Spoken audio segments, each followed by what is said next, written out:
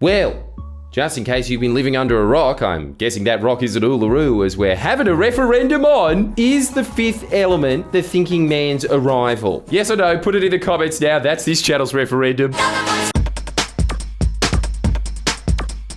In other more insignificant news, we're having a national referendum on whether or not to enshrine an elected body into the constitution that acts as an advisory panel to the government on Indigenous matters, mostly because due to the tyranny of distance, it's hard to know which health and education programs are working fucking here, unless you live there. And just with that piece of information, I think you can take an educated guess as to where the battle lines are going to be drawn on that. Pauline Hanson, I think we can put her down as a definite yes.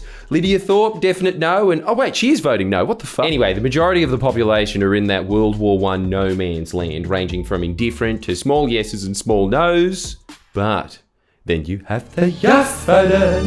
Those are the most insufferable influencers and celebrities in strong agreement with big yes. That's all the service industry giants that shotgun their logos with glitter during the plebiscite because they see ticking the yes box as some morality life hack. And as such, there's the usual. All this racist saying, if you don't know, vote no. It's like, how about if you don't know, you educate yourself? Literally. Which, as any serious yes campaigner knows, that does nothing but drive people over to the no camp as they think, fuck these self-entitled c***s. And they're not wrong, they are c***s. They're also wrong c***s. As let's have a look at who is voting no. The Black Sovereignty Movement. I don't think they're voting no because of their secret hatred of Aboriginals. I think they're doing it because they think everything short of declaring Lydia Thorpe Queen Matriarch of Naarm is appeasing the white man, which I sincerely wish them luck in, because if Lydia Thorpe is kicked out of strip clubs, can you imagine how many UN delegations she'd get ejected from, yelling at Chinese ambassadors? You know what I'm saying to you? A racist penis. Oh, penis. So anyway, that's the progressive no camp, and then you have big no, who are thinking big picture. I don't think these anti-globalist types are voting no because they hate Aboriginals, because to hate Aboriginals, you'd have to live on this planet, and they live on Prison Planet. They're voting no to protect us from a secret UN takeover, which, no guys, don't you see? The whole point is to get Lydia Thorpe on the UN. You're ruining it. So there's a lot of people that are voting no, not because they're racists against Aboriginals. I did, however, come across this very informative pamphlet that explains that Aboriginals are merely pawns used by the Jews, so thank you for connecting the dots. Now, don't get me wrong, the majority of people voting no aren't doing so because they're insane, and there's absolutely insane yes voters. I mean, 3 seconds of TikTok is the most convincing no argument there is. But here's my problem with insane yes voters. They're not funny. Their insanity comes from the thought that the world should be paying attention to them, not that the world is paying attention to them. The difference between the yes and the no camp is the yes camp are deploying the NUS, and the no camp are deploying the NUTS. What's the point? It's a constitutional amendment.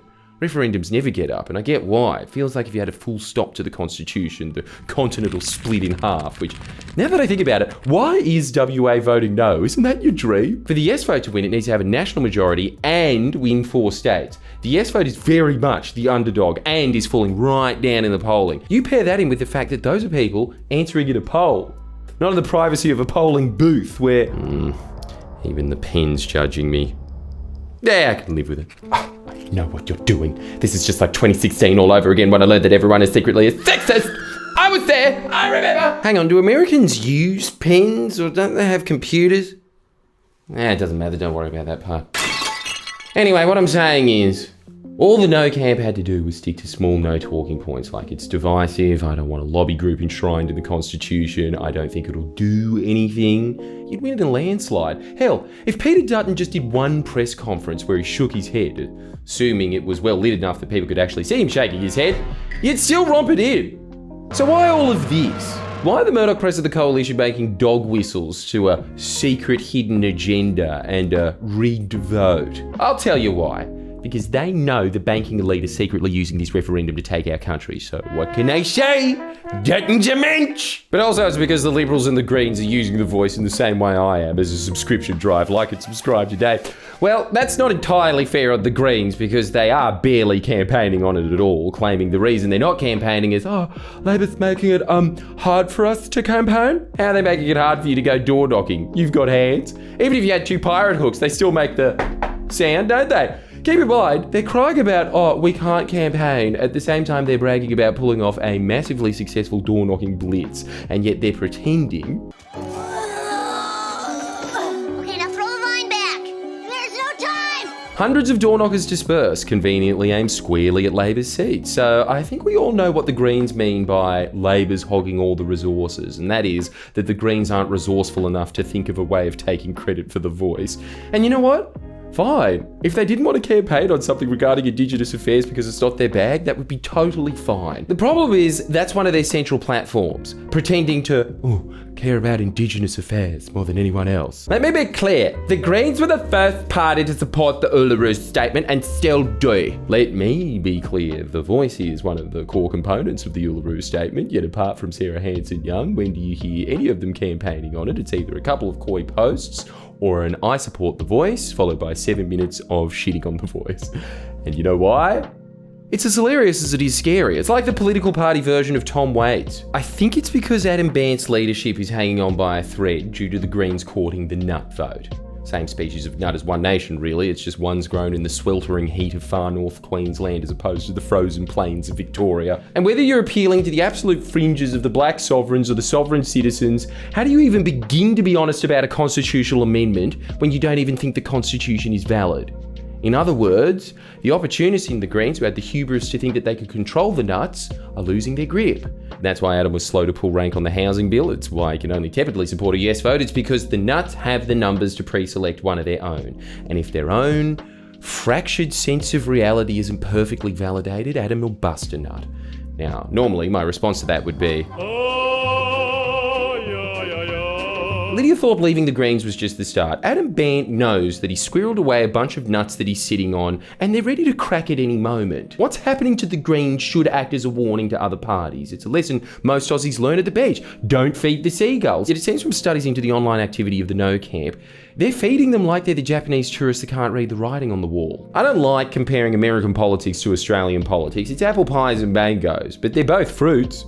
It's just we had far less fruits here until recently, but that kind of pandering is how Mitt Romney woke up a few weeks ago wondering, what the fudge happened at my party? He didn't say fucking my act out because he's a Mormon and the key to theatre is to stay true to the character. But think about that. What did you think of when you used to think of a Republican? I bet you thought of the 80s guy from Futurama. That guy's a Democrat now. You want to know what a Republican looks like now? Yeah! Maybe, I'm still not sure if he was just thinking, hey, this isn't the Buffaloes match. Don't get me wrong, a lot of Republicans are still lovely old ladies that seem to mistake the meetings for badge collecting societies. But the nuttiest of those in QAnon, the types that, were rioting in January 6. Why were they doing it? Fiction. Some choose your own adventure. They concocted in their heads that Nancy Pelosi's some high Luciferian priestess that bathes in baby blood, so obviously she has a lot to answer for. I mean, Republicans hate fetuses being killed, let alone babies.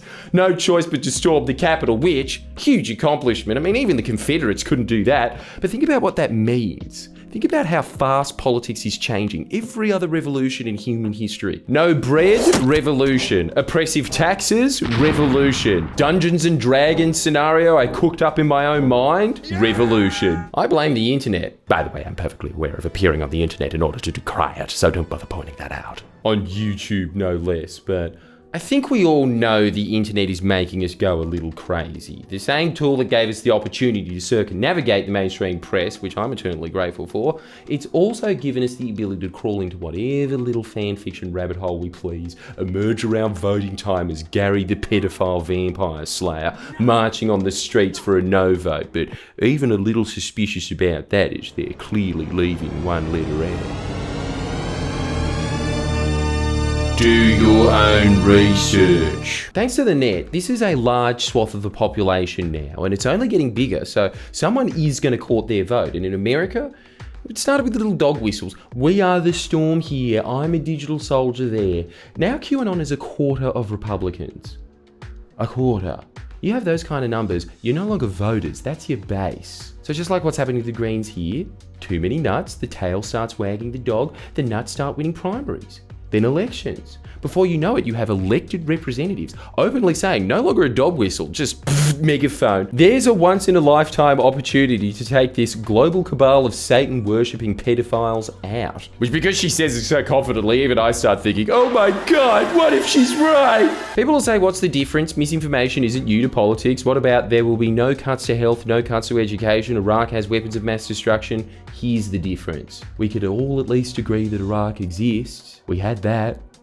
Imagine a party trying to govern a country where a bunch of their MPs don't even think Australia is a country, it's a corporation. Imagine a future where there was a PM that was trying to keep a governing party like that happy. I would like to say that I'm happy to be elected Prime Minister of this great corporation, or should I say country, just to keep the sheeple up to speed, but so many elections have been stolen at this point, I'm not even sure about the legitimacy of this one. I'm gonna have to audit it. I mean, did I steal it?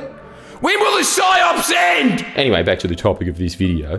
If you think that's all far-fetched, there is a lot of interesting reading about the misinformation coming out of the No campaign. It's like nothing we've ever seen. But I think even misinformation is a bit of a euphemism. What is coming out of loud no is pure fantasy.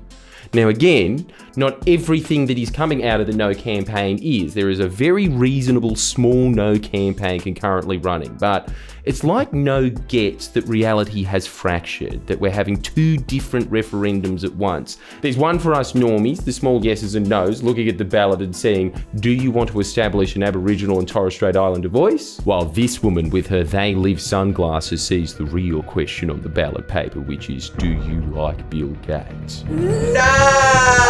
But why are the No campaign, and by extension the Liberals, courting these colourful characters?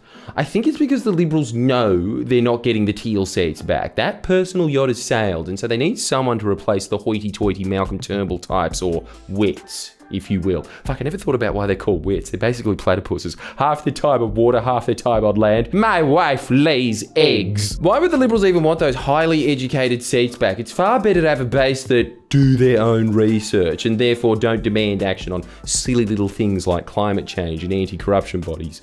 Hard to keep Abigail and the mining lobby happy, far easier to please Michelle. She only demands action on the real issues, secret pedophile cults and the Bilderberg group, and so, like the Republicans in America, you bring them in with a little wink to ritual abuse here, a nod to ending bad globalism there. Words are cheap. Ending $80 million government payments to your mates' companies, you can say a lot about it, but it ain't cheap. Just remember though, the Republicans going from this to this took about 3 election cycles. Scott Morrison saying those little dog whistles was only 1 cycle ago. You can watch my video about it. We're halfway through this one and you already have prominent coalition MPs like Bridget McKenzie's team actively helping the Nutters campaign, and they're not even embarrassed when they're caught. It's remarkable. The net is fundamentally altering the fault line of politics. Ever since ancient Rome, every election ever came down to the age-old divide of capital versus labour, the haves versus the have-nots. Soon it'll be the sane versus the insane. What it's looking like is soon we'll have a workers' party that represents everyone from nurses to neurosurgeons, and a coalition that'll turn into the coalition of cults. Instead of the moderates and the WA faction, there'll be the Van Helsings pushing for a freeze on Dracula's blood bank accounts, and the truthers demanding the government stop flooding by stopping its secret weather machine. So, you gonna vote yes or no? Fuck Bill Gates!